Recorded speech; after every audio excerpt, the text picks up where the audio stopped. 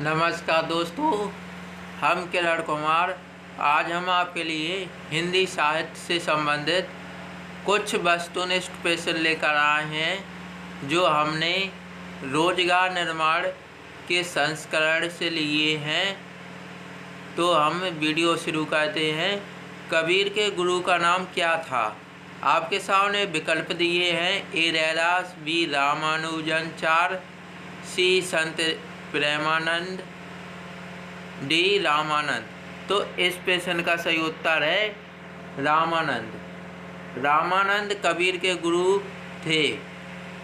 कबीर के गुरु का नाम क्या था? रामानंद। अब हम अगला प्रश्न देखते हैं। प्रश्न है, बीजक में किस कवि की रचनाएं संकलित हैं? विकल्प दिए हैं। ए सूरदास, बी मलुकदास, सी कबीरदास, डी रामानंद। तो इस प्रश्न का सही उत्तर है कबीरदास। बीजक एक पुस्तक का नाम है जिसके भाग हैं साखी, शबद और रामायणी। ये बीजक किताब है, इसके 3 भाग हैं और जो किसने लिखी है? कबीरदास ने। बीजक किसने लिखी है? कबीरदास ने। अब हम अगला प्रश्न देखते हैं। साखी का मूल तत्सम शब्द क्या है? विकल्प दिए हैं। ए शिक्षा, बी सखी, सी साक्षी, डी इनमें से कोई नहीं। तो इस प्रश्न का सही उत्तर है साक्षी। साखी का मूल तत्सम शब्द है साक्षी। अब हम अगला प्रश्न देखते हैं। मीराबाई की भक्ति किस प्रकार की है? विकल्प दिए हैं। ए दास भाव, बी सख भाव, सी माधुर्य भाव, डी पुष्टि भाव। तो इस प्रश्न का सही उत्तर है माधुर्य भाव। माधुर्य भाव की भक्ति मीराबाई की भक्ति है। और मीराबाई की अगर पूछे कि किसकी भक्ति थी मीराबाई, तो मीराबाई थी केसड़ की। केसड़ की भक्ति थी। अब हम अगला प्रश्न देखते हैं। राम कथा का प्राचीनतम ज्ञात स्रोत किस ग्रंथ में पाया जाता है? विकल्प है। ए महाभारत, बी रामायण, सी विष्णु पुराण, डी शिव पुराण। तो इस प्रश्न का सही उत्तर है रामायण। राम कथा का प्राचीनतम ज्ञात स्रोत ग्रंथ है रामायण। अब हम अगला प्रश्न देखते हैं। रामचंद्रिका के रचयिता कौन है? विकल्प दिए हैं। ए तुलसीदास, बी जयदेव, सी केशवदास, डी रत्नाकर। तो इस प्रश्न का सही उत्तर है केशवदास। केशवदास रामचंद्रिका के रचयिता हैं और जिनका संबंध कहाँ से है? अयोध्या से। अयोध्या कहाँ पड़ता है? जिनका संबंध है अयोध्या नहीं, सॉरी, ओरछा से। ओरछा से। ओरछा से संबंध किसका है? कवि केशवदास का। अब हम अगला प्रश्न देखते हैं। गुरुमुखी लिपि में रामायण की रचना किस कवि ने की है? विकल्प है। ए प्राणचंद्र चौहान, बी हृदयराम, सी कपूरचंद तिरखा, डी माधवदास। तो इस प्रश्न का सही उत्तर है कपूरचंद तिरखा। अब हम अगला प्रश्न देखते हैं।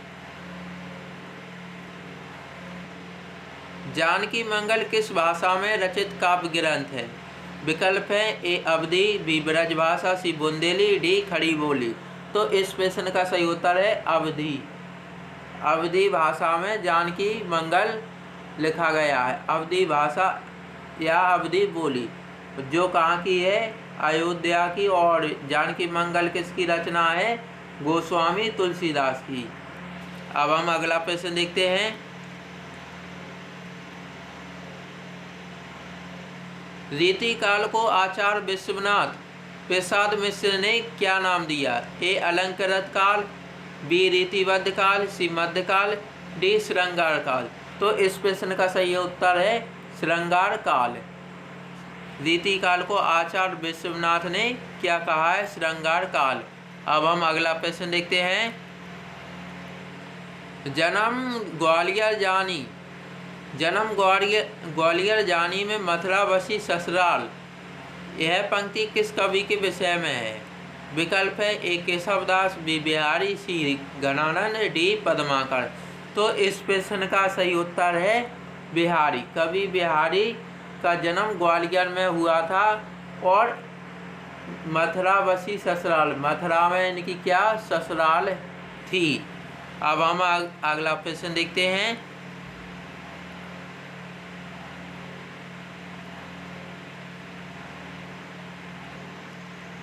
कठिन काव्य का प्रेत किस कवि को कहा जाता है? विकल्प है ए केशवदास, बी बिहारी, सी घनानंद, डी पद्माकर। तो इस प्रश्न का सही उत्तर है केशवदास। केशवदास को कठिन काव्य का प्रेत कहा जाता है, जिनका संबंध कहाँ से है? ओरछा से। ओरछा कहाँ पड़ता है? मध्य प्रदेश। मध्य प्रदेश में ओरछा पड़ता है, वहीं से संबंधित कौन है? केशवदास। और जिन्हें क्या कहा जाता है? कठिन काव्य का प्रेत। अब हम अगला प्रश्न देखते हैं। रसभूषण नामक रीति ग्रंथ के रचयिता कौन है? ए रसखान, बी आलम, सी याकूत खान, डी रसनिधि। तो इस प्रश्न का सही उत्तर है याकूत खान। याकूत खान की रचना रसभूषण है। अब हम अगला प्रश्न देखते हैं। भूषण के द्वारा रचित अलंकार ग्रंथ का नाम बताइए। विकल्प है ए अलंकार चंद्रोदय, बी शिवराज भूषण, सी भाषा भूषण, डी तुलसी भूषण। तो इस प्रश्न का सही उत्तर है शिवराज भूषण। अब हम अगला प्रश्न देखते हैं। दुल्हे राम सिया दुल्ही री, यह पंक्ति तुलसीदास ने किस काव्य में कही है? ए कवितावली, बी गीतावली, सी बरबई रामायण, डी रामचरितमानस। तो इस प्रश्न का सही उत्तर है गीतावली। गीतावली में दुल्हे राम सिया दुल्ही री, यह पंक्ति तुलसीदास ने कही है। अब हम अगला प्रश्न देखते हैं। महात्मा बुद्ध के बाद भारत के सबसे बड़े लोकनायक तुलसी थे, यह कथन किस विद्वान का है? A George Grierson, B Hazari Prasad Dwivedi, C Acharya Ramchandra Shukla, D घासादास तासी। तो इस प्रश्न का सही उत्तर है जॉर्ज ग्रियर्सन। जॉर्ज ग्रियर्सन ने कहा था कि महात्मा बुद्ध के बाद भारत के सबसे बड़े लोकनायक तुलसी थे। यह कथन कौन का था? जॉर्ज ग्रियर्सन का।